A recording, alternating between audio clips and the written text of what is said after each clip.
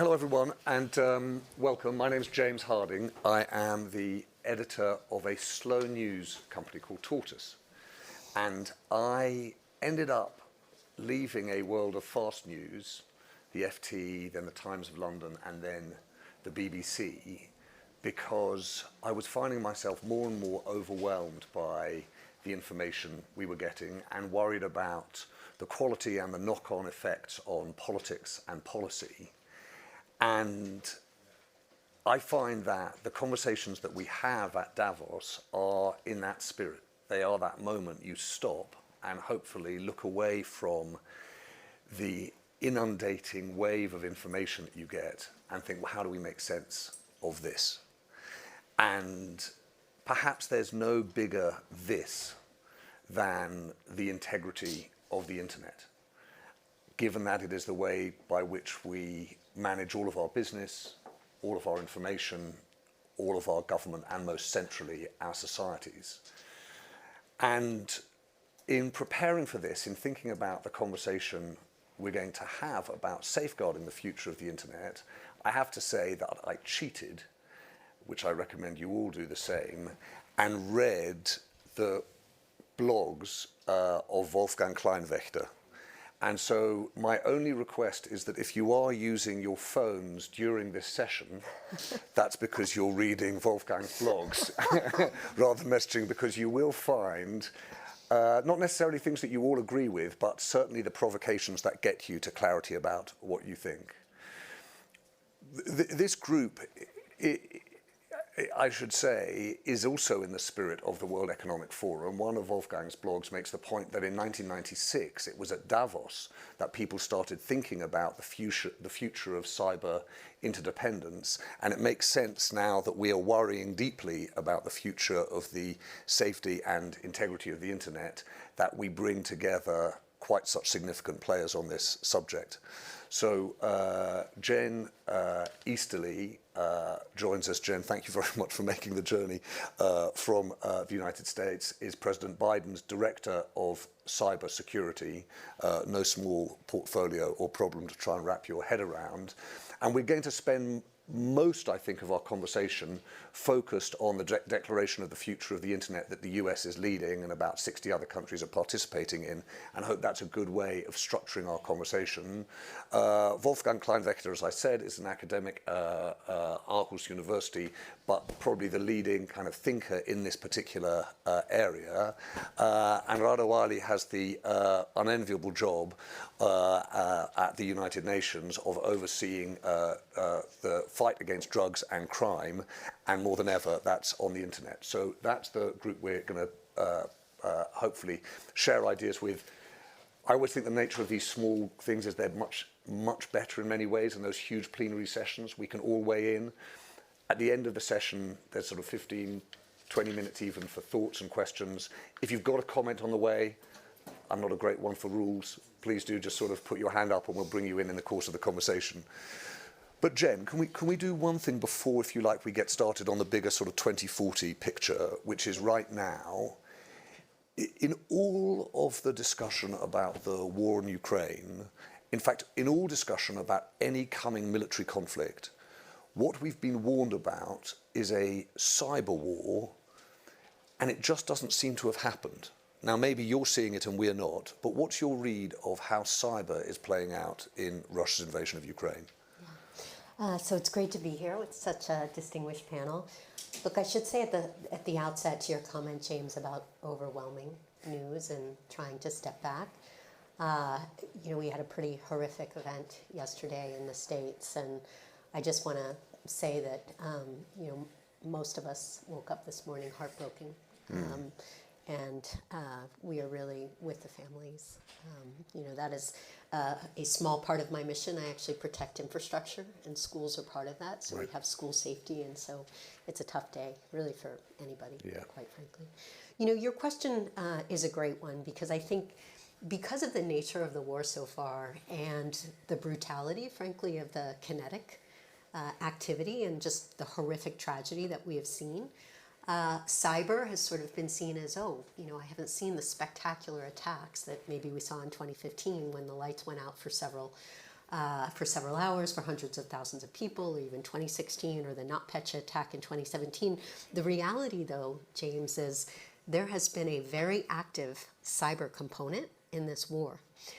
It's been both an individual component where we've seen destructive attacks, we've seen denial of service attacks, we've seen defacement attacks on both government, ministries, and critical infrastructure, and a pretty serious attack on communications against VSATs that we just recently attributed with our partners to the Russian government, that then had bleed over effects into Europe. And so cyber has been used both on its own, but it's also been used to enforce and to enable some of the kinetic attacks that have occurred and actually strengthen them. So to me, I think that it has played a role. And what I really worry about is a couple things as this war drags on. We're just getting into the 4th month. As the leader of America's Cyber Defense Agency, we have been working with the private sector, who of course owns most of the critical infrastructure in the US, to make sure that they understand the threat to their networks, to their systems, to their data, and that they're able to mitigate the risk of a potential Russian cyber attack on the US, deliberate, maybe in retaliation for the severe costs that have been imposed on the Kremlin, maybe a bleed over effect, as we saw in Europe on those VSATs, communications terminals, or maybe something like the NotPetya attack, folks will remember in 2017 when there was a Russian attack on a server in Ukraine that then bled over and affected multinational corporations around the world to the tune of $10 billion, or the potential unleashing of criminally aligned ransomware groups. Of course, everybody remembers the Colonial Pipeline attack where shut down gas to the eastern seaboard for 4 days and had a massive psychological impact on really brought cyber to the fore. So I think we have seen cyber, even though it may not have been as spectacular as folks were expecting. I think it's played a significant role in this fight. I think we'll continue to see it. And again, I think we need to be on high alert for attacks that can occur in Europe or for attacks that occur in the homeland as well. And will you just explain, Jen, the United States, NATO allies have provided weaponry for the Ukrainian people, for Ukraine. What's the provision of cyber capabilities, and particularly offensive cyber capabilities against Russia? Yeah. So I am the nation's cyber defender, so I don't do the offense mission, but I've spent a good bit of my time in that space helping to stand up Cyber Command. And of course, we work very closely with our intelligence community partners and with our U.S. Cyber Command partners, because quite frankly, we have to be cohesive as a U.S. government. Wolfgang was making some comments on this earlier about the tribal nature of some of the cyber actors in this space. But certainly, as has been publicly reported, we've had capabilities that have been forward to help work with our partners to make sure that they understand the space. What we have been doing is we serve as what's called the US CERT, the Computer Emergency Response Team. So we work with 100 CERTs around the world to share information about technical data, indicators of compromise, mitigation guidance. And we've, of course, been working with the Ukraine CERT before the invasion, but really on a daily basis since the invasion kicked off, to help them understand the nature of the threat and also to share information that can help us understand how to better protect our networks. And, James, I think if there is, silver lining is probably not the right word, but I think if I'm encouraged by anything, it is the alliance is back. This global cooperation and collaboration, not just at the political level, but really the work that we've been doing with our cyber defender compatriots across the world, I think is a positive sign and really speaks to the main topic of this panel and kind of the declaration where we brought countries together. Is this is not a mission that we're going to be able to do as one country. This is all about collective defense, collective safety, collective security, collective resilience. Can I just, before I come to that, Yeah. can I just pick up on that point about collective? So I'm sure most people here have read or have at least read the reporting on the Declaration on the Future of the Internet. And it strikes me that it's quite interesting, these 5 pillars, the way it's organized. The second one, if I read it right, is around the integrity of the internet, that we don't have a splinternet. We don't have 2 or possibly several different internets. And you just mentioned, Jen, this kind of collective effort, but it's a collective effort of some, not all. You know, it's very different from the membership of the United Nations. 60 countries is not 180. And do you think that even with the best intentions, what you're in effect setting up is a Western declaration of the internet? The future of the internet, I should say. Yeah, I mean, certainly best of intentions to work with our like-minded partners. And Wolfgang should really weigh in here because I know he has some strong views on that and how it relates to other efforts going on. I think it would be terrific if other countries joined in. I worry a lot about the balkanization of the internet, the splinternet as you called it. And you know, we were talking earlier about there are many pieces of paper out there and some are just words. So what we need, I think, is to take advantage of this moment in time where we can either come together globally or we can splinter further to try and bring together nations. We may not agree on everything, but to try and forge what ultimately needs to be a secure, resilient, free, and interoperable. Yeah. And interoperable is the key word for China because remember, we need to have an interoperable internet to be able to use it for commerce. And so there are some incentive levers there that I think we can pull, but this is not a trivial problem. Do you think, Rada, from a, you know, I appreciate that one of the sort of incredible headaches of working for the UN in any capacity is trying to balance the interests of quite so many members with quite so many different agendas. In this particular case, though, the argument, at least in probably all our lives, has been the internet is a public good, a good for all, and everyone, every citizen of the earth benefits. Do you think that that period of time is coming to an end, that in effect the internet is breaking up and that the job of the UN is going to be to try and bridge those gaps? Not at all. I think that Good. the countries are getting together, and they got together in December 2019 with a General Assembly resolution asking for a global convention to regulate and prevent crimes that are taking place in this space called the internet. So the global crime prevention and criminal justice response is what countries are asking for. So there is a realization between different parties that there needs to be some harmonization of legislation between the West, the East, the North, and the South. We all need to have in this space some regulation that protects, prevents, but also addresses crimes that are developing at a speed and of a new nature that we are not necessarily all aware of, and that a country alone, and you have just said it, no country, even the US, the largest, the most advanced ones, are not able to stop crimes that are taking place in the internet space alone. So there has to be, I think it's a realization that global cooperation and collaboration is needed. There has been great progress because while at the beginning, when we were given this assignment to have a convention by September 2024 and to share the text of the convention with the General Assembly of September 24, we thought we will never be there. But actually, and among the reasons what's happening in Ukraine, among other things, and among them is COVID, by the way, which has made countries realize how this has become an integral part of education, of health, of commerce, of a lot of activities, and so much is going on in the criminal space. And criminals are always ahead of the curve.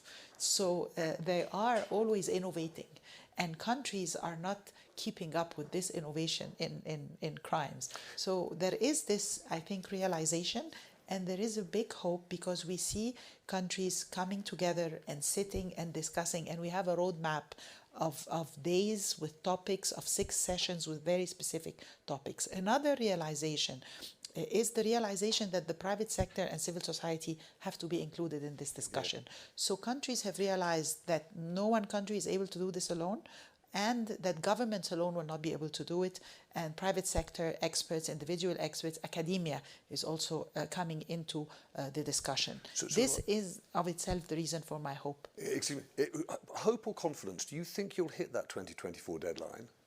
Well, I'm certainly hopeful. Yeah. We're doing everything that we can. We have more than 200 NGOs that are already involved and entities that are already providing input and information. So between meetings, there are constantly discussions that are taking place. Some are very, very promising discussions.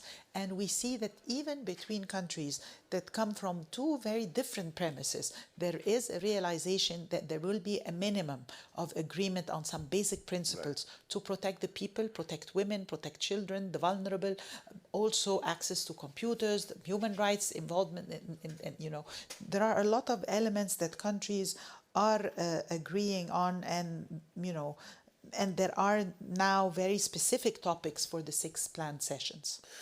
Right, I'm going to come back to you because I want to hear from Wolfgang. Wolfgang, will you just follow Rad's point? Where do you think there won't be agreement? Where are we not going to find ourselves having some kind of global agreement around future of the internet? You know, academics are working with scenarios, so, and looking into the future, you can always have a best case scenario, a worst case scenario. And what I've learned over the many years is, at the end of the day, the reality will be elsewhere in the middle. Bill Clinton has sometimes this defined as a process of stumbling forward. So you're stumbling from one point to another point. There will be never a clarity or now we have settled the problem. So it's an ongoing process which will keep us busy the next 20 years. So if it comes to the options for global arrangements, so I think what we see that while there is an acceptance that it's a global issue, national interests are playing a bigger and bigger role because the internet now penetrates all areas of policy in a given country. So while 20 years ago a lot of governments said it's a technical issues and we have some experts, but we are dealing here with big policy, economy policy or things like that. Now big policy in every country is internet policy. And this makes it difficult. And here we have a problem because the internet is a layered system. And on the ground layer, we have all the technical specifications like the domain name system, IP addresses, root servers, name servers, which enable communication. We have the philosophy of one world, one internet. But on the application layer, we have one world, 193 national jurisdictions. So, and this is a natural conflict. And so that means it would be an illusion to expect to move from one world to 100 united, 193 national jurisdictions. That means harmonizing of the global level, it's impossible. The risk is what we see, and some big governments, you know, have probably a dream, not tomorrow, but the day after tomorrow, to have, you know, one world on the ground level, to splinter, to control it. Yeah. Because certainly if you control the transport layer, then you have also control on the application layer. So there is a conflict between the two layers. So, and the starting point here for forecasts is what are the real interests? And what I see is that while national interests are playing an important role and you have divergency, there are common interests, even among, you know, China and the US, and to say, because the ground layer is, some people have said, you know, all these critical resources are like the air of the internet. And in the real world, you have no Chinese air, no American air, you have clean air or polluted air. So it would make no sense to splinter the ground layer at this moment. The situation could be different in 20 years from now. Insofar, I see a chance that you have a reachment and an agreement in certain areas, you know, probably on a case-by-case basis. Facial recognition, AI-based facial recognition could be an area where everybody agree, and even China has supported the UNESCO Declaration on Ethics on AI. So there are small fields where you have common agreement, but then you have to live with the disagreement. So, and this will be a battle for the next 20 years. Can we get into that? And please, I catch my eye if you want to weigh in on any of these things. Can we get into the sort of granular areas where there might be some agreement and then the gaps? But before we do that, Wolfgang, can you just help me with one thing? Forgive me, this is probably a stupid question. I grew up with this idea of one world, one internet. And I completely understand the analogy of the air, clean air, polluted air. There's no such thing as national air. But I did also grow up with the idea of national sovereignty and accountable governments. And I just wonder whether or not the fear, the implicit fear of a fragmentation of the internet is founded. Whether or not actually, if we did have different transport systems and different application systems, globally we would have a more competitive digital space, and we would also have potentially a more democratically, or at least nationally accountable one. And I wonder whether we're too fearful of breakup, and actually there are merits to it. You know, in the early days, we had a lot of ideas of an alternative route. So we are talking about the route of the internet, which includes with the domain name system. And then, you know, a guy called Metcalfe came up with the Metcalfe law and said, okay, the value of the internet is growing exponentially with the number of its participants. That means if you have 4 billion in one internet and then 4 million in another internet, that's no real competition. So insofar, all ideas of an alternate internet failed in the past because, you know, this was too big to change it. If you, and China has introduced this idea, in my eyes, as a test a couple of years ago in the ITU, and they said, okay, the internet is based on the TCP/IP protocol, which has some weaknesses, security, latency. Let's discuss a new internet protocol, and which for 5G applications and things like that. So, and this has provoked a big discussion, and certainly you could have an alternative internet. But if China, India, Iran, and Brazil goes together, they could create a network of 2 or 3 billion. But what would be the result then? You would need an exit visa from the Yana route and an entry visa into the BRICS route. You could call it a BRICS route. So I think it's not, at the moment, it's not in the interest of nobody. That's why, you know, people, even in China, say they have now accepted ICANN and say we can live with this. What the situation will be in 20 years, that's a different story. Jen, do you agree with that? Yeah, I mean, I do agree with it. Where I'm thinking about is really going back to the point about the transport layer as opposed to the application layer. Because among that declaration, where I focus on is on the secure piece.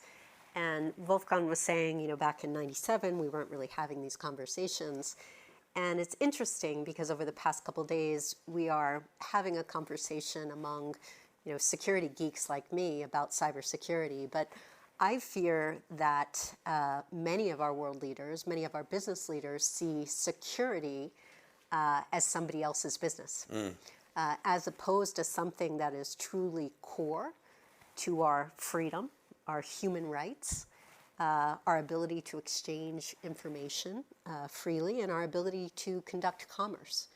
And so I really think, even as we worry about the things on the application layer, I really think that we need to put a lot more investment and effort into realizing that, quite frankly, you know, if we are not securing the internet, if we're allowing rampant cybercrime, if we're allowing continued espionage, if we're allowing destructive activity and disruption activity, and that then manifests in effects against our critical infrastructure, I think that's, you know, a huge issue for the world. So I think the focus there is incredibly important as well. Well, can we turn to that? Can we talk a bit about commerce and crime?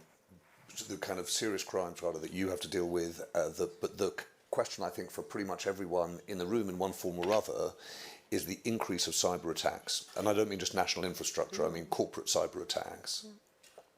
One of the issues, and I think we talked about this before, Jen, one of the issues, I think, for lots of companies is that when that ransomware arrives, the rules country by country and the interpretation of the rules country by country is pretty opaque. And I just wondered whether or not you think we're moving to some agreed understanding of what you're required to report, when you shouldn't actually pay. You know, what are the what's the system for dealing with and repelling cyber attacks? Do you feel as though it's clear enough for companies? Yeah, for companies in the US specifically, there was a new law put in place to mandate reporting of cyber incidents, but that is just for critical infrastructure companies. Now that is a huge swath, but that doesn't necessarily mean a small business. So that doesn't only captures a portion of what might have an impact. It's 72 hours for a significant cyber incident and 24 hours to report if you paid a ransom. So we are starting to put some of the infrastructure in place to understand that ecosystem of cyber attacks. But quite frankly, we think we only see about 25 to 30% of what's there. So it's very hard to weigh in on what is actually happening, and therefore it's hard for us to come together to say this is what we need to do globally to reduce risk. Certainly we can talk about the things that we need to do to manage risk, the mitigations we need to take around cyber attacks, but ultimately ransomware is a form of crime, and crime will continue to happen. The issue is we want to be able to lower it as much as possible, and the only way we can do that is to, again, first principles, fundamentally focus on how we secure our systems and our networks, because I think it's important for every leader to understand that most of these cyber attacks are successful not because of some exotic, well-resourced, long-time developed nation-state attack. It's because that business or that entity was not doing the basics to keep themselves safe. And that's why education on cybersecurity, I think, is so incredibly important. Is it just so I understand, is the 24-hour window for reporting if you have paid a ransom an implicit approval by the government of the United States for paying ransoms? It is not at all an implicit approval. In fact, I think, as you know, James, and we've talked about this before, our recommendation, and it's not a law, the recommendation of the U.S. government, the strong one, is not to pay the ransom. So will you just explain, Jen, the reason I'm just being slightly mischievous there is I don't understand why, if there's a system for paying a ransom and a mandated reporting requirement, that works, because if I was running the company, I would think, well, okay, the government acknowledges that we can pay ransoms, we probably will. Yeah, certainly not an acknowledgement. I mean, at the end of the day, many of these firms don't want to acknowledge that. And so you could actually say this is sort of an incentive that they don't want to pay. And so, you could read it both ways in your on-brand mischievous interpretation. So your point is that the reporting requirement is intended to disincentivize the paying of ransoms. Well, the Congress had the reporting requirements, and so I think at the end of the day, it was to better understand the ecosystem. But certainly, there is a disincentive if you have had to, first of all, if you have a breach to report, and that's what we're trying to fix. It's, we're not in this business from a cyber defense perspective to name, to shame, to stab the wounded, but we are trying to understand what that threat environment is, and first and foremost, to help people to be able to mitigate risk to their networks. Jen, thank you. I'm going to come to everyone for questions and thoughts, so please do, put your hands up, as I said. But Rada, can you just tell us a little bit about that specific issue? Sort of your executive director, I think, of the UN Office for Drugs and Crime. Often at these events we talk a lot about the corporate end of this, but the really hard end of it, the really violent and dangerous end, is your responsibility. What do you see is necessary in order to improve the internet to reduce the impact in terms of drugs and crime? I think, building on what was just said, there isn't this element of the global cooperation, but there's also an element of cooperation at the national level between the government and the non-government private sector and NGOs, and also building capacity of institutions. So being the Secretariat for the new Convention on Cybercrime is just one element of our work.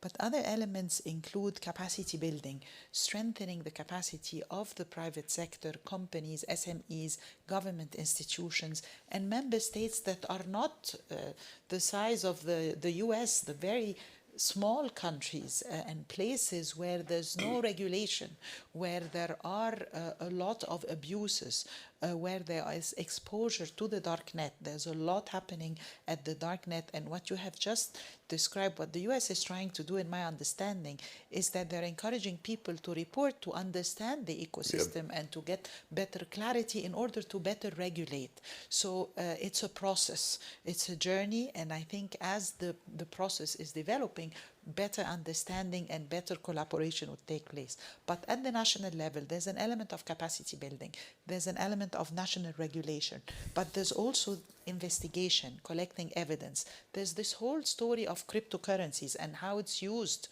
on the internet in an illegal form. Digital forensic evidence. These are small interventions here or there where a lot of investment needs to happen in infrastructure, in capacity building.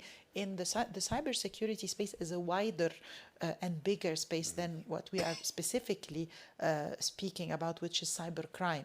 And how can we define those crimes? Investigators and the criminal justice system, that's a whole area where the criminal justice system is not able to deal with because they have not been trained and they have not been exposed, and many countries do not have laws or regulations or training for the criminal justice system from end to end to address these issues. So this is also a side of our work. And Ron, would you just tell people, what are you most worried about in terms of developments that you see in cybercrime? I mean, there's a whole range of things, and it's constantly, again, developing. So there's the illegal access to computer data, illegal interference in computer systems and data, and these are important. But we also see a lot of child online abuse and exploitation. In the first 6 months of the COVID and the lockdowns, we've seen more than 9,000 sites for child exploitation and abuse. So there's also a lot of commerce and trade of firearms, a lot of efforts and activities in radicalization and violent extremism happening on the internet. There's the hate speech, there is the dissemination of disinformation. So there's a lot happening that is addressing youth, that is very disruptive, not just the commerce side of it, but also there's the education element and what can be shared or not shared, or the misinformation that is being shared. So now that the internet is part of our lives as an interfering with everything, there has been a lot of trade on fake vaccines on the internet, for instance, at a time where countries were rushing to buy vaccines and to buy medication. There was a lot of equipment that is traded on the internet that is fake, that is falsified medication. There's a lot that is happening in the area of illicit trade. Firearms trade is happening on the internet. Small weapons trade is happening in the internet. So there's a lot of regulation that needs to take place. And just like any cross-border organized criminal activity, there is the country of the initiation, that's the country that is receiving the issue, and there are the transit countries that are not necessarily involved. Questions, thoughts, observations, deeply held worries, unspoken anxieties, all of these things live around our thinking on the internet. If anyone has a thought? While you're marshalling your... Sir. Hello, my name is Malte from the World Economic Forum. A couple of years ago in this very room, Jonathan Citrin was bringing forward the notion of actually getting a license to operate on the internet. I would like to know whether the panel has an opinion on that one. Jen, do you want to start? Yeah, I like it, but probably not in the way that Jonathan intended it. I think when you think about digital natives versus digital immigrants, all our kids are very facile on all kinds of devices these days from the youngest of ages. And they learn how to operate them, but they don't necessarily learn how to secure themselves. I think anybody that is using technology needs to understand at a very minimum how to make sure that they're secure. And it's not rocket science. At the end of the day, it's things like passwords, strong passwords and a password keeper. It's updating software. It's multi-factor authentication. It's training on how to protect yourself from phishing email and things like that. I think we focus too much on just how to operate and not enough on how to secure. And so this is an area where I'm very focused. In particular, I am on a serious campaign to get everybody to enable two-factor authentication. So if I can get everybody here and everybody online to help with that campaign, you know, at the end of the day, to be able to be secure, I think is fundamental to being able to operate effectively. You know, my answer is it makes more sense to invest in ethical education. So because, you know, to make the good guys stronger.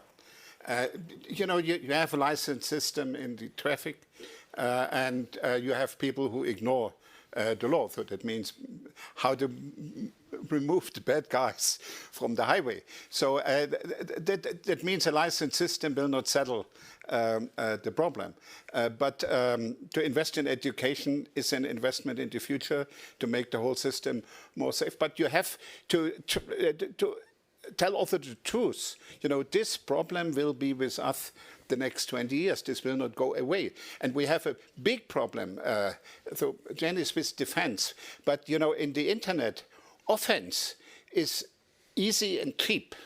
Defense is complex and expensive. So that means you have a huge gap here between defense and offense. Normally, you know, between defense and offense, you have more or less, it's on an equal level. But in cyber, this is this huge gap. And this is a problem. Insofar, cybersecurity starts at home. And that's why, you know, training, education is so important. And this is better than to create another bureaucracy. Other questions? Thoughts? Wolfgang, can I just follow up on one thing, which is that because the question is around kind of individual responsibility. When we talk about safeguarding the internet, actually what we're looking to is our governments to secure it. And the underlying question at the start of our conversation was about the division between values in political systems and how that translates into safeguarding the internet. I think generally it's more difficult for them to answer the question directly. Do you think, Wolfgang, that autocratic governments will be better at safeguarding the internet than democratic governments? They will do it differently. I'm sure they will. So, and like always, you know, as a you know, the dialectics of the processes is that even, you know, in a bad system you have good elements, and in a good system you have bad elements. You have to understand the contradictions within the system. So, but we have universal values. I think that's why the title of the Declaration from 1948 says it's the Universal Declaration of Human Rights. So, and that's the basic criteria. You know, under this you can have different ways how to handle this, and that's the problem. You know, when you have the opportunity to agree on these universal terms, then you have to learn at the same time to live that other countries do it in a different way. Yes. So that's, you know, the inherent conflict will not go away. You will not harmonize 193 jurisdictions. So that means you have to live with different approaches. But the challenge is to agree on these universal values, and then to pick out where you can agree on very concrete issues.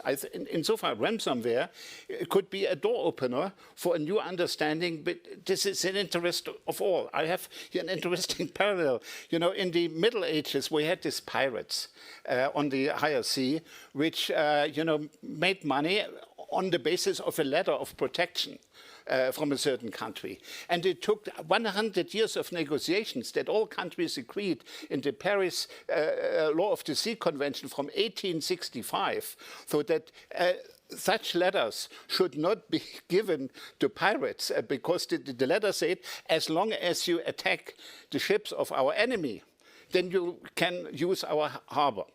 So, and insofar, you know, a lot of people said, I'm safe, I have a harbor, and I will not attack the ships of my safe haven, but attack the ships of others. And this is the situation we have now in cyberspace. So a lot of countries are, hosting cyber criminals on the basis that they will not attack infrastructure in this country. But this is backfiring. And insofar, if it comes to ransomware, that's critical for everybody. And if we could have, I'm skeptical when you say the long list of issues. I do not see any chance to agree on a global level on hate speech and fake news. No. But I see a chance to agree on some of the issues you mentioned first, so interception in networks or in computers. When I mentioned hate speech, I was responding to his question about what are my concerns, about the other risks. But actually the discussion is much more focused, and it's based on the premises that you have just mentioned, that there is a global realization that no one is safe. And that we will be respecting sovereignty, which you have also mentioned. So while respecting national sovereignty and agreeing at the same time on adequate protection of human rights, I can see that there will be some common ground on some few, and not an extensive list, but on few basic things that countries... What are they, Rada? Will you tell us what they are? It's still being discussed between countries, but providing safe haven to criminals. No country is safe. A minimum level of security that is needed by all to protect commerce and economics and other things. I think there is this realization that countries need to get together from both sides of the aisle to really agree on things that will protect them all. This realization is, two things have happened. This realization that nobody's safe, on how critical the internet can be to our life after COVID, and the fact that there is a huge divide, because COVID also has exposed the world, the fragility of the world, and there is a huge divide. So countries are not at the same level of development or penetration of the internet, but it's happening very quickly. So as you have said, it will be a discussion for 20 years to come, but there could be a minimum level of agreement, I hope. All right, well, does anyone we have time for one more question? Sir. When you speak about governments and countries, if you include software and hardware, for example, hardware from China 5G, software from Russia, internet security software. So what do you think about? Jen, why don't you do that? Yes, well, we have made it pretty clear that we are concerned about software or hardware from nations that have shown a propensity to go after networks from an espionage or a destructive or disruptive. And so we've actually taken some of that out of our federal systems and have joined with partners around the world. I worry a lot about how we can keep up with what we don't know out there. Obviously Huawei, Kaspersky, there are discussions going on with the latter, and certainly from a federal government perspective, we've removed it from our networks. But at the end of the day, I don't think that we are not going to come to any sort of a collective agreement on issues like that. And so we are going to have to continue to stay ahead of, working with our like-minded partners, stay ahead of issues that might actually threaten things that we control. I mean, going to the larger issue about governments, autocratic, democratic, our critical infrastructure is largely owned and operated by the private sector. And so while we can tell the federal government, hey, you need to remove these types of equipment or software from your networks, at the end of the day, we can't really make those kinds of statements on private networks. So it's very hard to shape that ecosystem for security in any sort of collective way. Jen, thank you. Do stick around, and I'm sure people want to have a word with Rada or with Wolfgang or with Jen. We try to keep things on time, so for that reason I'm going to bring things to a close. And I'm going to bring things to a close, if I might, with just one point. it's pretty easy to be in Davos in 2022 and think to yourself that a world that for a generation has been coming together is coming apart.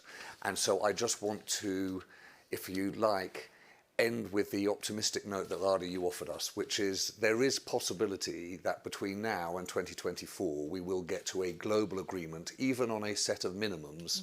That's the beginnings to something that we've never had before, and that the actually, thoughtful work on a declaration on the future of the internet gets us quite a long way there. So I hope people take some comfort from the meaningful and constructive work that's being done. Please join me in thanking our panelists, Rada Rally, Wolfgang Kleinwächter and Jenny Sully. Thank you very much.